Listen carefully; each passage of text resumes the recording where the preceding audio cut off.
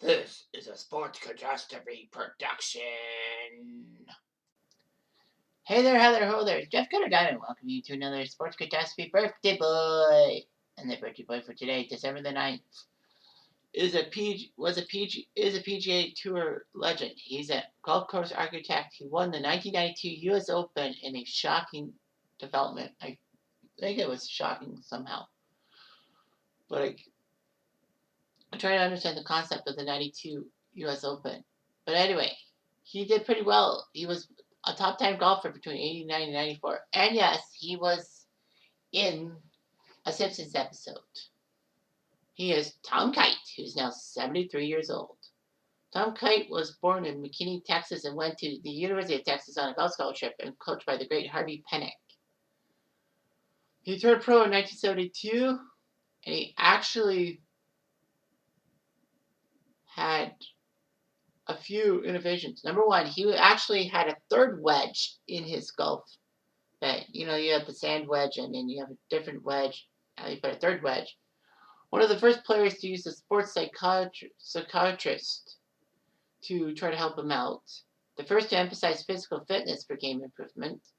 And he also underwent laser eye surgery late in his career.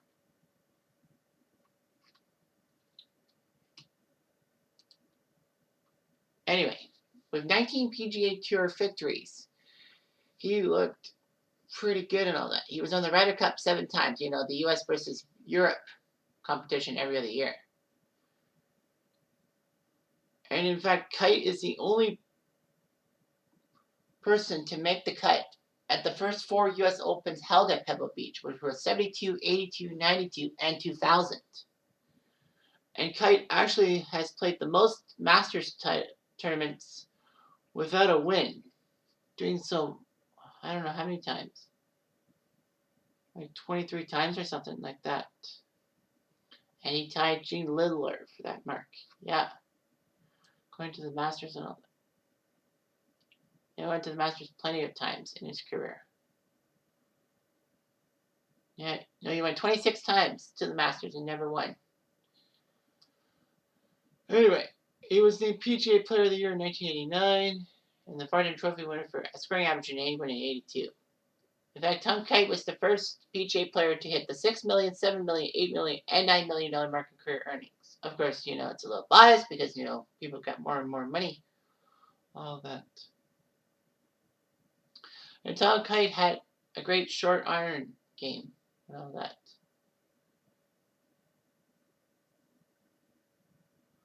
He actually led a competition in 2005 on the PGA Tour and could have been the oldest PGA Tour winner ever at age 55, but fell tied for 13th. And he plays in the Champions Tour. All that.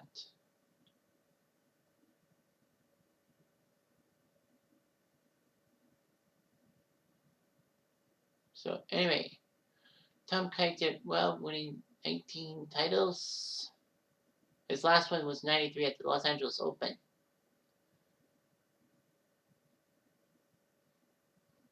Won 3 times on the European Tour, went to Australia and won in 1974.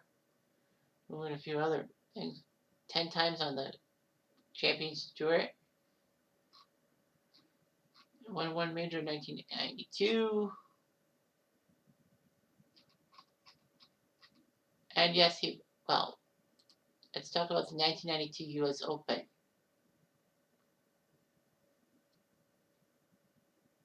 Taking out Jeff Sluman and all that.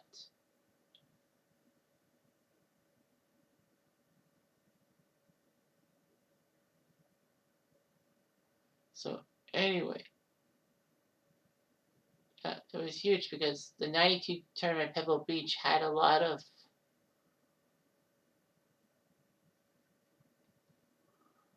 things and all that.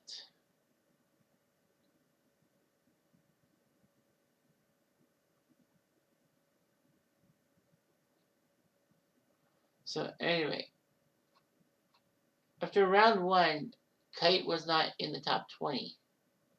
The leader was Gil Morgan, who led after round 2. Kite wasn't even in the top 2. All that.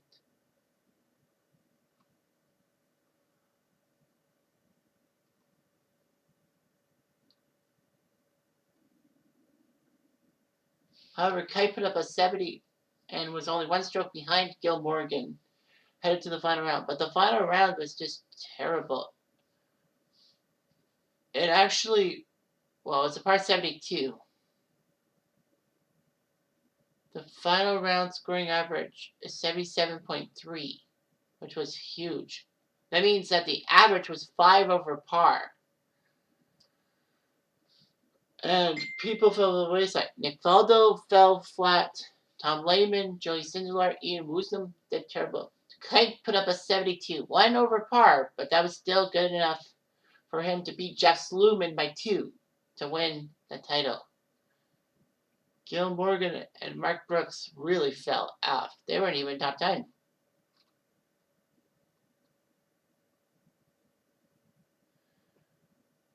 Gil Morgan started out at -4 and then ended up at +5 after the 18th hole. So he went 9 over par.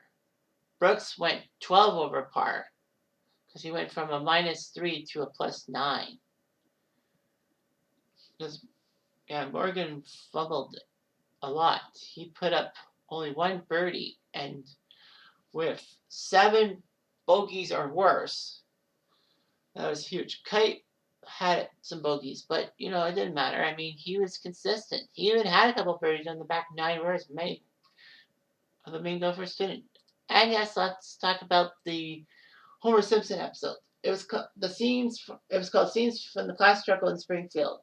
Basically, Marge and the family have to buy a new TV after Grandpa ruins it, and then they go to Shelbyville, and Marge finds a Chanel dress for $1. No, for like $10 or something like that. So she impresses a former classmate, and that classmate fights her to the country club, where Homer cheats at golf, but then some guy says, Homer, the best way to cheat at golf is to lower your score. And then he says, I'm PGA Tour professional Tom Kite. And then Tom Kite gives Homer some pointers, but is upset that and Kite's upset that Homer stole his stuff. You can keep the damn shoes, he says. Basically, it's just Marge trying to fit in to a new crew because she feels useless and all that. Unfortunately, that would be an underlying theme for most of The Simpsons, that Marge tries to fit in and she can't. Lisa doesn't like the class scene and all that, especially Ken Brockman's kids being too spoiled, but then her love of ponies makes her change her mind. Marge tries to keep her dress going, but one woman, Susan, basically always insults Marge, and unfortunately Marge listens too much to what people say and tries to change her appearance. She yells at her family to just behave at the ceremony. Well, Homer uses his golf skills to face Mr. Burns, but finds out that Burns only beats people by Smithers cheating for him. So anyway, Marge ruins her Chanel suit and has to try to find a new one. So she got $3,000. And she berates the family, saying to Homer, no vulgarity. To Bart, no mischief. And to Lisa, no politics. Just be good. And then Homer turns to his family. Well, Marge walks away to the country club saying that, we should thank your mother because she's pointing out how terrible we really are. And Marge realizes that she's alienating her family and all that. So there's that episode for you in a nutshell. Wow, I didn't really go over everything, but that's cool. Anyway, I'm Jeff Diamond. I do